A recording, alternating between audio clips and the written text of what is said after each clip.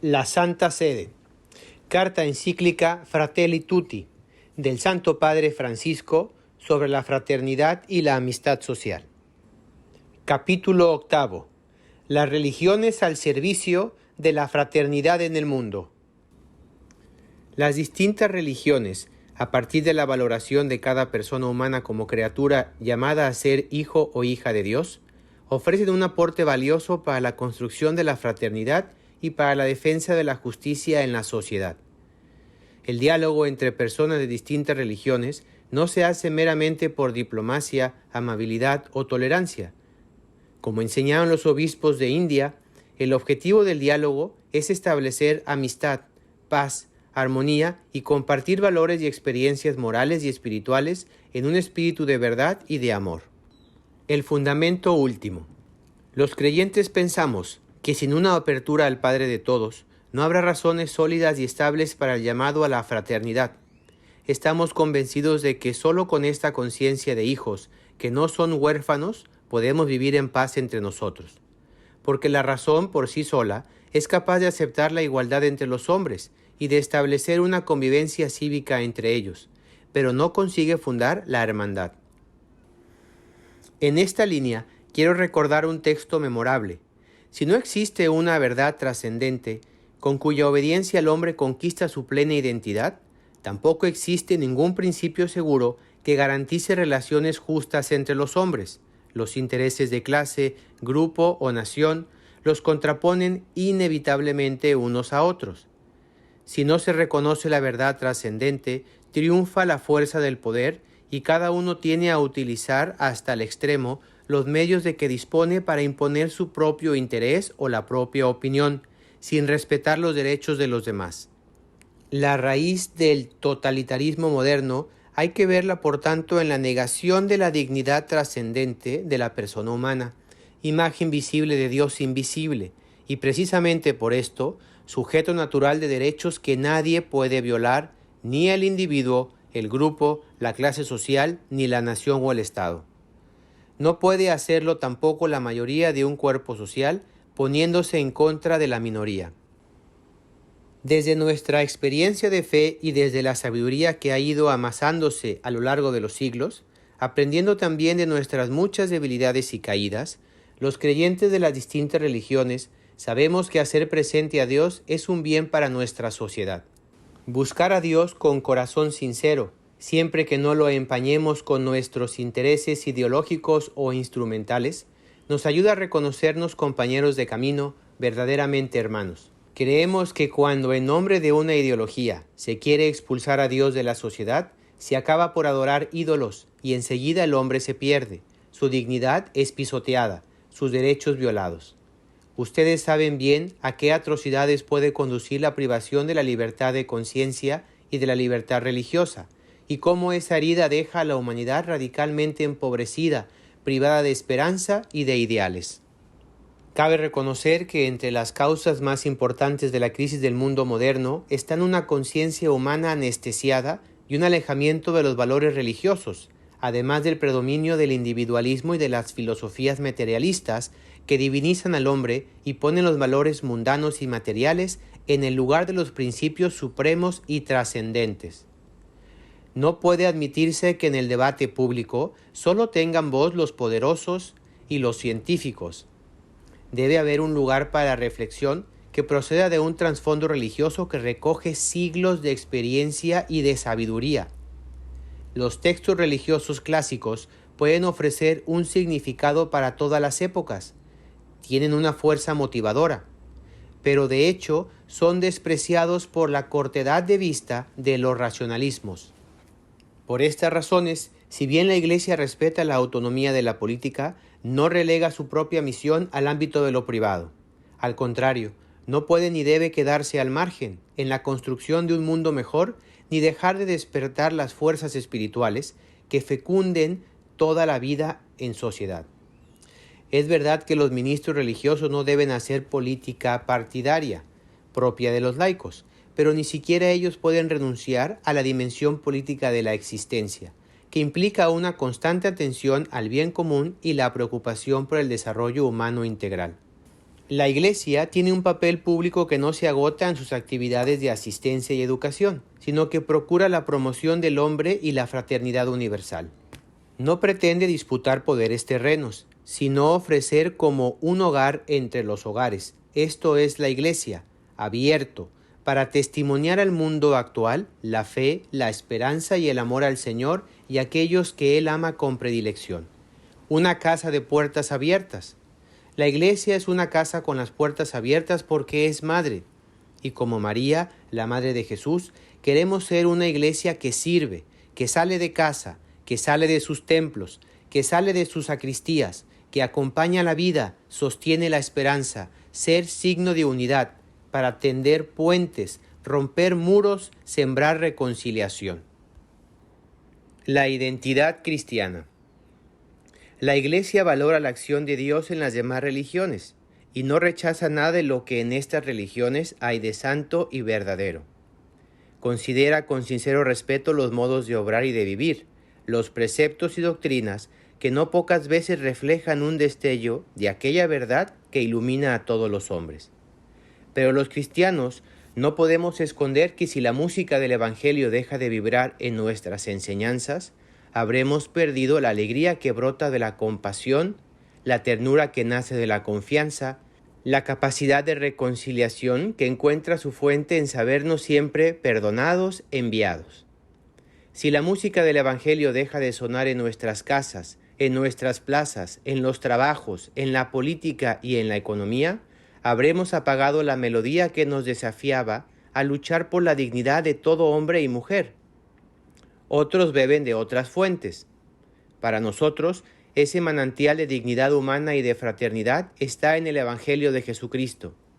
De él surge, para el pensamiento cristiano y para la acción de la Iglesia, el primado que se da a la relación, al encuentro con el misterio sagrado del otro, a la comunión universal con la humanidad entera como vocación de todos. Llamada a encarnarse en todos los rincones y presente durante los siglos en cada lugar de la tierra, eso significa católica. La Iglesia puede comprender desde su experiencia de gracia y de pecado la belleza de la invitación al amor universal, porque todo lo que es humano tiene que ver con nosotros. Donde quiera que se reúnan los pueblos para establecer los derechos y deberes del hombre, nos sentimos honrados cuando nos permiten sentarnos junto a ellos. Para muchos cristianos, este camino de fraternidad tiene también una madre, llamada María. Ella recibió ante la cruz esta maternidad universal y está atenta no solo a Jesús, sino también al resto de sus descendientes. Ella, con el poder de resucitado, quiere parir un mundo nuevo, donde todos seamos hermanos, donde haya lugar para cada descartado de nuestra sociedad, donde resplandezca la justicia y la paz. Los cristianos pedimos que en los países donde somos minoría se nos garantice la libertad, así como nosotros la favorecemos para quienes no son cristianos allí donde ellos son minoría. Hay un derecho humano fundamental que no debe ser olvidado en el camino de la fraternidad y de la paz, el de la libertad religiosa para los creyentes de todas las religiones. Esa libertad proclama que podemos encontrar un buen acuerdo entre culturas y religiones diferentes. Atestigua que las cosas que tenemos en común son tantas y tan importantes que es posible encontrar un modo de convivencia serena, ordenada y pacífica, acogiendo las diferencias y con la alegría de ser hermanos en cuanto hijos de un único Dios. Al mismo tiempo, pedimos a Dios que afiance la unidad dentro de la Iglesia, unidad que se enriquece con diferencias que se reconcilian por la acción del Espíritu Santo, porque fuimos bautizados en un mismo espíritu para formar un solo cuerpo, donde cada uno hace su aporte distintivo. Como decía San Agustín, el oído ve a través del ojo, y el ojo escucha a través del oído. También urge seguir dando testimonio de un camino de encuentro entre las distintas confesiones cristianas. No podemos olvidar aquel deseo que expresó Jesucristo, que todos sean uno. Escuchando su llamado, reconocemos con dolor que al proceso de globalización le falta todavía la contribución profética y espiritual de la unidad entre todos los cristianos. No obstante, mientras nos encontramos aún en camino hacia la plena comunión, tenemos ya el deber de dar testimonio común del amor de Dios a su pueblo, colaborando en nuestro servicio a la humanidad. Religión y violencia.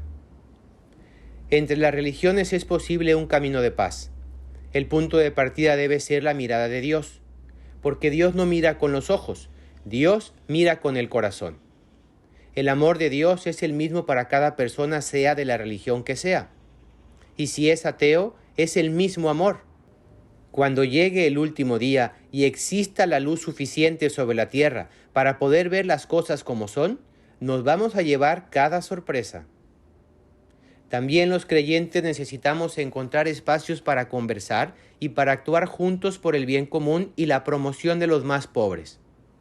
No se trata de que seamos más light o de que escondamos las convicciones propias que nos apasionan para poder encontrarnos con otros que piensan distinto, porque mientras más profunda, sólida y rica es una identidad, más tendrá para enriquecer a los otros con su aporte específico.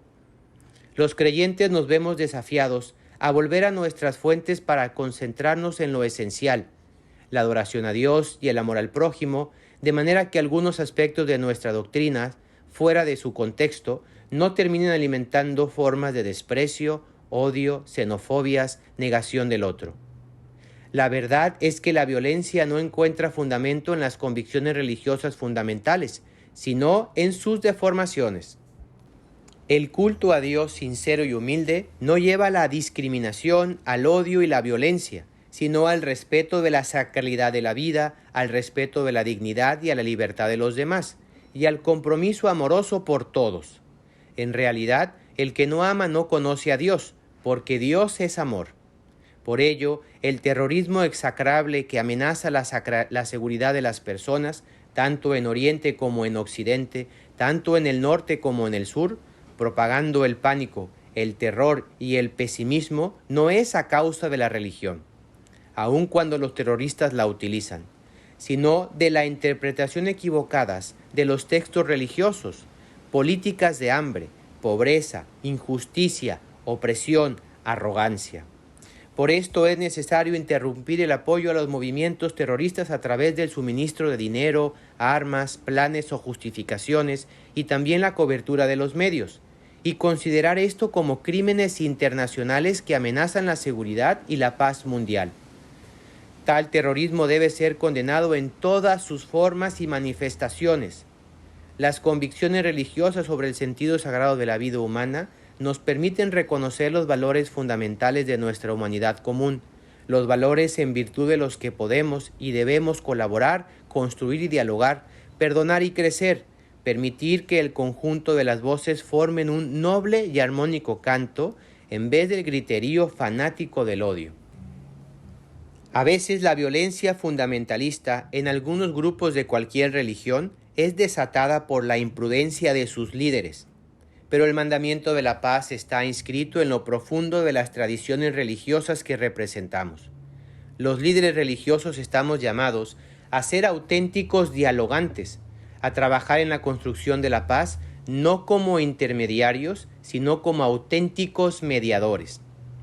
Los intermediarios buscan agradar a todas las partes con el fin de obtener una ganancia para ellos mismos. El mediador, en cambio, es quien no se guarda nada para sí mismo, sino que se entrega generosamente hasta consumirse, sabiendo que la única ganancia es la de la paz. Cada uno de nosotros estamos llamados a ser un artesano de la paz, uniendo y no dividiendo, extinguiendo el odio y no conservándolo, abriendo las sendas del diálogo y no levantando nuevos muros. Llamamiento. En aquel encuentro fraterno que recuerdo gozosamente con el gran imán Ahmad al-Tayeb, declaramos firmemente que las religiones no incitan nunca a la guerra y no incitan a sentimientos de odio, hostilidad, extremismo, ni invitan a la violencia o al derramamiento de sangre. Estas desgracias son fruto de la desviación de las enseñanzas religiosas, del uso político de las religiones y también de las interpretaciones de grupos religiosos que han abusado, en algunas fases de la historia, de la influencia del sentimiento religioso en los corazones de los hombres. En efecto, Dios, el Omnipotente, no necesita ser defendido por nadie y no desea que su nombre sea usado para aterrorizar a la gente. Por ello, quiero retomar aquí el llamamiento de paz, justicia y fraternidad que hicimos juntos. En el nombre de Dios, que ha creado todos los seres humanos iguales en los derechos, en los deberes y en la dignidad, y los ha llamado a convivir como hermanos entre ellos, para poblar la tierra y difundir en ella los valores del bien, la caridad y la paz. En el nombre de la inocente alma humana, que Dios ha prohibido matar, afirmando que quien mata a una persona es como si hubiese matado a toda la humanidad, y quien salva a una es como si hubiese salvado a la humanidad entera. En el nombre de los pobres, de los desdichados, de los necesitados y de los marginados, que Dios ha ordenado socorrer como un deber requerido a todos los hombres, y en modo particular a cada hombre acaudalado y acomodado. En el nombre de los huérfanos, de las viudas, de los refugiados, de los exiliados de sus casas y de sus pueblos, de todas las víctimas de las guerras, las persecuciones y las injusticias, de los débiles, de cuantos viven en el miedo, de los prisioneros de guerra y de los torturados en cualquier parte del mundo, sin distinción alguna. En el nombre de los pueblos que han perdido la seguridad, la paz y la convivencia común, siendo víctimas de la destrucción, de la ruina y de las guerras. En el nombre de la fraternidad humana que abraza a todos los hombres, los une y los hace iguales. En el nombre de esa fraternidad golpeada por las políticas de integrismo y división y por los sistemas de ganancias insaciables y las tendencias ideológicas odiosas que manipulan las acciones y los destinos de los hombres. En el nombre de la libertad que Dios ha dado a todos los seres humanos, creándolos libres y distinguiéndolos con ella. En el nombre de la justicia y de la misericordia, fundamentos de la prosperidad y quicios de la fe. En el nombre de todas las personas de buena voluntad presentes en cada rincón de la tierra. En el nombre de Dios y de todo esto, asumimos la cultura del diálogo como camino, la colaboración común como conducta, el conocimiento recíproco como método y criterio. En este espacio de reflexión sobre la fraternidad universal, me sentí motivado especialmente por San Francisco de Asís y también por otros hermanos que no son católicos, Martin Luther King, Desmond Tutu, el Mahatma Mohandas Gandhi y muchos más. Pero quiero terminar recordando a otra persona de profunda fe, quien desde su intensa experiencia de Dios hizo un camino de transformación hasta sentirse hermano de todos. Se trata del beato Carlos de Foucauld. Él fue orientando su sueño de una entrega total a Dios hacia una identificación con los últimos, abandonados en lo profundo del desierto africano. En ese contexto expresaba sus deseos de sentir a cualquier ser humano como un hermano y pedía a un amigo: ruegue a Dios para que yo sea realmente el hermano de todos. Quería ser en definitiva el hermano universal, pero solo identificándose con los últimos llegó a ser hermano de todos. Que Dios inspire ese sueño a cada uno de nosotros. Amén. Oración al Creador. Señor y Padre de la humanidad, que creaste a todos los seres humanos con la misma dignidad, infunde en nuestros corazones un espíritu fraternal. Inspíranos un sueño de reencuentro, de diálogo, de justicia y de paz. Impúlsanos a crear sociedades más sanas y un mundo más digno, sin hambre, sin pobreza, sin justicia, sin guerras. Que nuestro corazón se abra a todos los pueblos y naciones de la tierra, para reconocer el bien y la belleza que sembraste en cada uno, para estrechar lazos de unidad, de proyectos comunes, de esperanzas compartidas. Amén. Oración cristiana ecuménica. Dios nuestro, Trinidad de amor, desde la fuerza comunitaria de tu intimidad divina, derrama en nosotros el río del amor fraterno. Danos ese amor que se reflejaba en los gestos de Jesús, en su familia de Nazaret y en la primera comunidad cristiana. Concede a los cristianos que vivamos el Evangelio y podamos reconocer a Cristo en cada ser humano, para verlo crucificado en las angustias de los abandonados y olvidados de este mundo, y resucitado en cada hermano que se levanta. Ven, Espíritu Santo, muéstranos tu hermosura, reflejada en todos los pueblos de la tierra, para descubrir que todos son importantes, que todos son necesarios, que son rostros diferentes de la misma humanidad que amas. Amén. Dado en Asís, junto a la tumba de San Francisco el 3 de octubre del año 2020, vísperas de la fiesta del Poverello, octavo de mi pontificado, Francisco.